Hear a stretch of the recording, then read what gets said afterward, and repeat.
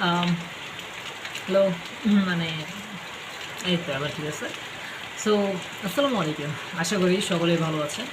So deadlock কি আসলে? আমরা ডেডলক নিয়ে কিছু কথাবার্তা বলি।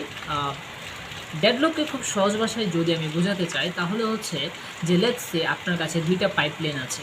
২ টাতে আপনি ২ টা প্রোগ্রাম রান করতেছেন and let's say a pipeline A এর যে রেজাল্টটা যেটা ওই পাইপলাইন দিয়ে আসবে তা পাইপলাইন বি এর জন্য প্রয়োজনীয় তার কাজ শুরু করার জন্য, এবং বি এর যে রেজাল্টটা আসবে পাইপলাইন থেকে সেটা তার এ পাইপলাইনের কাজ শুরু করার জন্য প্রয়োজনীয়।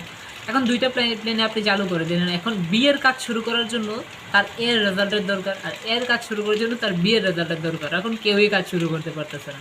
বিষয়টা এমন হয়ে গেল যে লেটস সে সিনিয়রে বলতেছে যে আমি জুনিয়রকে বলতে ও করবে, আর জুনিয়র বলতেছে সিনিয়রের ইনস্ট্রাকশন ছাড়া আমি কীভাবে করব। এটা আসলে ডেডলক। প্রোগ্রামিংও অ্যাজ সেম, যেটা আমি বলছি যে লেটস সে আপনার মাল্টিপল রুটিন চলতেছে বা আপনার মাল্টিপল থ্রেডস চলতেছে।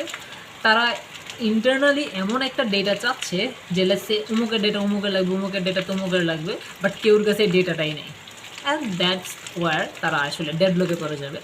এরকম অনেকগুলো সিচুয়েশন রয়েছে। সো বোথ এটা খুব সুন্দর করে হ্যান্ডেল করে যখন দেখে যে ইন্টারনাল কোনো ফ্যাক্টর থেকে এই ডেডলক থেকে বার করা যাবে না অ্যান্ড রুটিনগুলো জাস্ট চলতেই আসছে বা স্লিপ মোডে পড়ে আসছে, তখন প্রোগ্রামটাকে ক্র্যাশ করে দেয় অ্যান্ড বলে যে ডেডলকে পড়ে গেছে।